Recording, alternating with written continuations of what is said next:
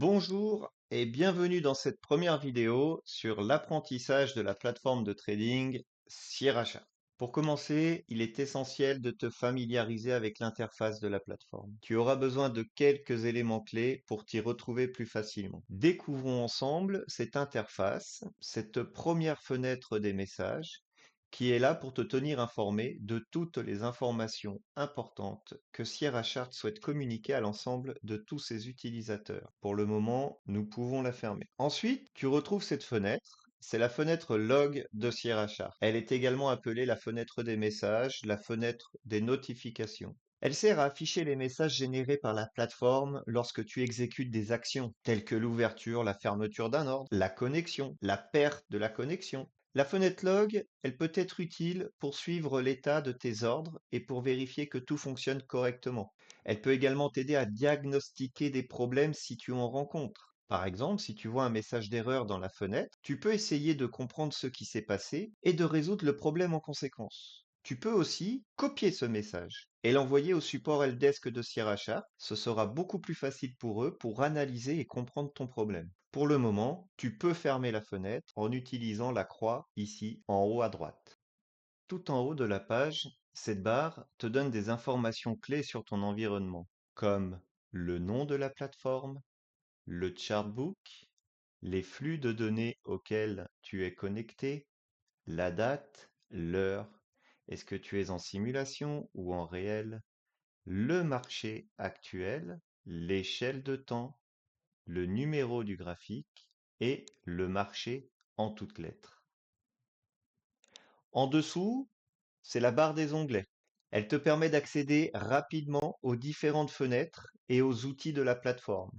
Puis en dessous, c'est la barre d'outils, qui est l'endroit où tu trouves tous les outils et toutes les fonctionnalités nécessaires pour analyser les prix et les graphiques.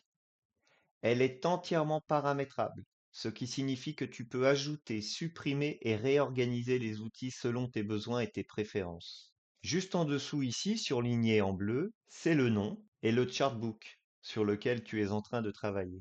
Un chartbook, c'est quoi? C'est tout simplement l'ensemble des graphiques qui sont regroupés dans un seul et même fichier. Tu peux créer autant de chartbooks que tu le souhaites. Les chartbooks, ils sont très pratiques pour organiser tes graphiques et tes analyses, surtout si tu utilises plusieurs marchés. En bas de la fenêtre, tu trouves une barre de navigation qui affiche tous les graphiques qui sont inclus dans ton chartbook. Tu peux naviguer d'un graphique à un autre. Tu peux aussi, en cliquant sur le bouton gauche de ta souris, les déplacer de gauche à droite en les faisant glisser. Tu peux aussi changer le nom du graphique pour le reconnaître plus facilement.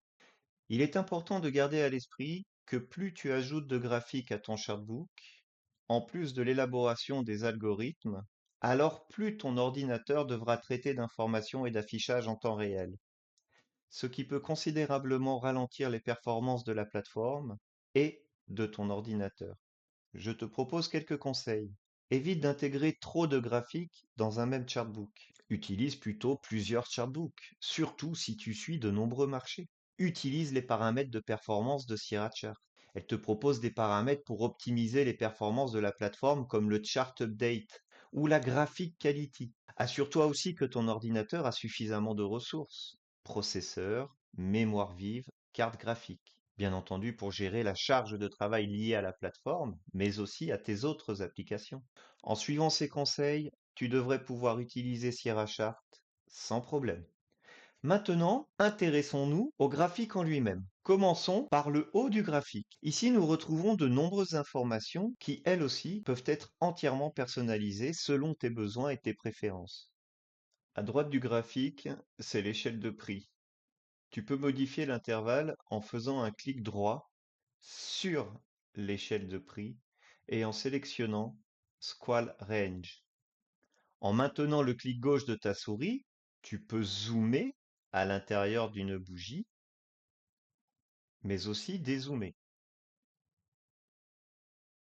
En bas du graphique, c'est l'échelle de temps. De la même façon que pour l'échelle de prix, tu peux zoomer à l'intérieur d'une bougie ou bien dézoomer. De la même façon, tu maintiens le clic gauche de ta souris en te déplaçant Sur la gauche, tu zoomes. En revenant sur la droite, tu dézoomes. En dessous de cette échelle de temps, tu as le curseur qui, lui, te permet de te rediriger dans le passé, de venir rechercher une date à un moment précis. Si tu veux par exemple analyser un mouvement, c'est très pratique. Il y a un dernier élément que j'aimerais te montrer, le clic droit de la souris. C'est un outil très utile dans Sierra Chart car il donne accès à de nombreuses fonctionnalités contextuelles selon l'endroit où tu cliques, comme tu as pu t'en apercevoir sur l'échelle de prix ou bien sur l'échelle de temps. Celui-ci est entièrement paramétrable.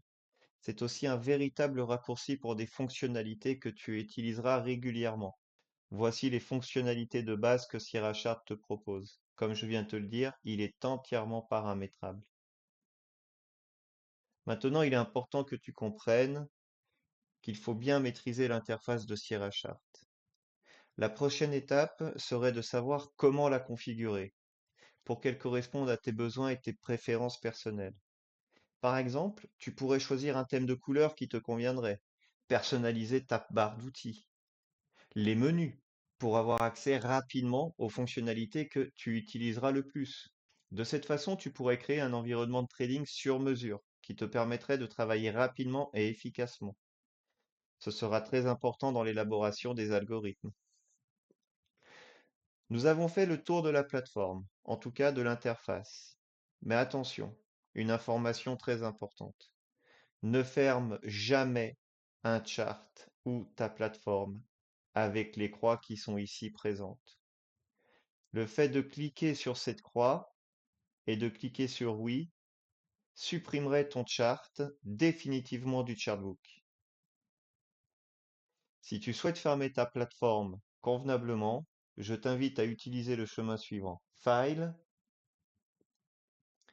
une première sauvegarde par précaution, tu reviens sur File, Exit.